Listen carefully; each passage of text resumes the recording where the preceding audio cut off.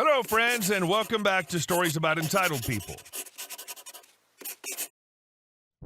Let's start our video with a story about a flight experience that goes beyond the usual travel hiccups. This tale dives into the chaos of dealing with an entitled grandma in the confines of an airplane. Stick around to hear how this situation escalates and resolves, all at 30,000 feet. But before we dive in, make sure to hit that subscribe button, smash the like if you enjoy the content, and ring that notification bell so you never miss a juicy story. Entitled Grandma. So I was flying to a cousin's wedding this weekend. I always book my wife and I in an aisle seat across from each other, 11C and 11D on this flight. As we're boarding late, I have to gate check my bag, so wife goes on ahead and sits down. When I get to my seat, Grandma Karen is sitting in it. This flight is a 2x2 with A as the window and C as the aisle on my side. I politely say, "Excuse me, ma'am, but I believe you're in my seat." GK just stands up and tries to let me into the window seat. Me. "I'm sorry, but I'm in the aisle seat, not the window." GK plays dumb and pretends not to understand how tickets work and says, "This is my row, and I sat in this seat first." I take a breath to make sure I'm not rude in my next sentence and say, "Ma'am, that's not how it works. My ticket's for 11C, and that's the aisle seat. Would you please move into your seat so I can sit down and the folks behind me can get to their seats?" GK pretends to be confused and takes out her ticket that shows 11A and looks at the little diagram on the overhead bin that shows which seat is which and tries to say that she thinks 11A is the aisle. I'm about to lose my cool at this point when the lady in 12C pipes up to clarify the Grandma Karen's confusion. Finally, GK harumps and sits down in her window seat. And I sit down and put on my noise-canceling headphones. Over the next 2 hours, she demands that I get her things several times. First, about a minute after takeoff, still climbing, she starts waving her hand in front of my face to get my attention. I take off my headphone and... Me. "I'm sorry, is something wrong?" GK. "I've been talking to you since takeoff, and you keep ignoring me." Me. "I'm sorry, ma'am, I'm listening to a podcast." "What's the problem?" GK. "I've asked you several times already to get me my book from my bag." Me. "Is it in the overhead bin?" GK. "Yes, now get it for me." Me, trying so hard to be cool. "Ma'am, we just took off, and the seatbelt sign's on. We can't get things out of the overhead bins right now." GK. "My kids would help me whenever I ask." Me, puts headphones back on in confusion. Second, as soon as the seatbelt sign is off, she's pulling at my shirt to get my attention now. Since I know she wants her book, I stand up to let her get her bag from the overhead without taking off my headphones. She stands up into the aisle and just stares at me with her arms up in the "what should I do" pose. I take my headphones off, and before I can say a word, GK. "Why aren't you getting my book?" Me. "I got up to let you out so you could get your book." GK. "I told you to get my book." Me. "I'm not comfortable going through a stranger's bag." GK. "Fine, just get me the bag." Me. "There's no need for you to speak to me that way." I open the overhead bin. "Which bag is yours?" GK points to bag angrily. I get her bag down and walk away to the bathroom. When I return, she's just standing there with her bag. GK. "Where's my book?" Me. "Ma'am, I have no idea. I didn't pack your bag." GK. "What am I supposed to do without my book?" Me. "I have an extra magazine you can borrow." "It's a hunting magazine, by the way." GK. "I don't want that." Me.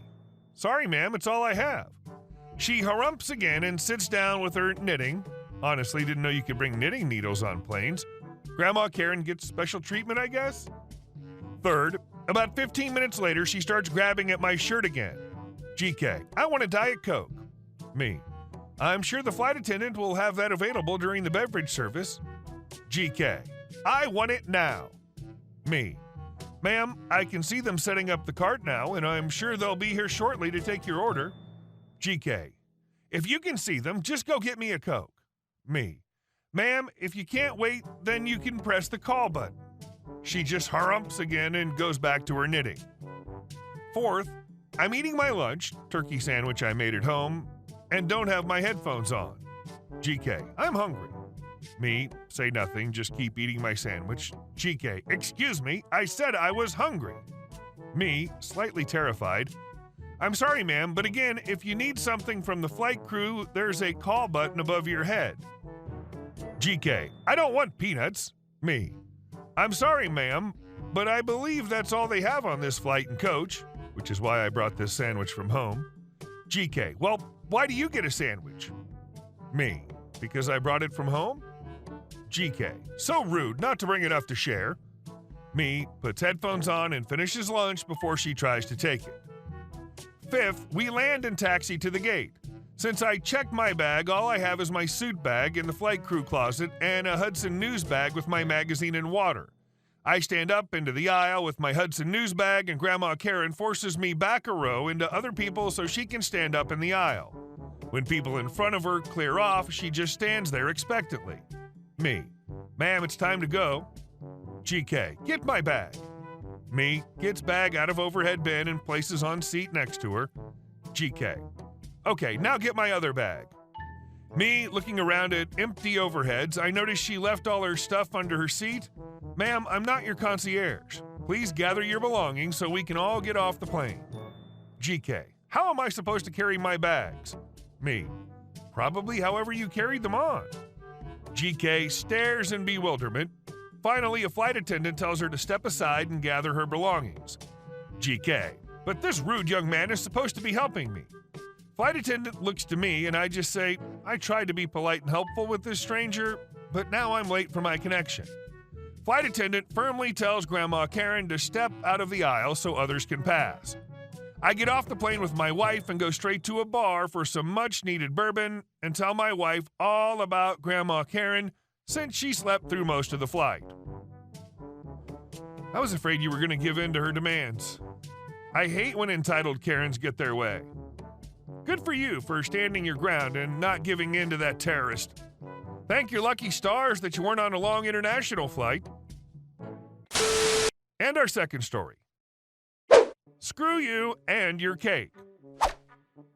The company started out being family-owned and treated the employees great. Casual dress code, easygoing.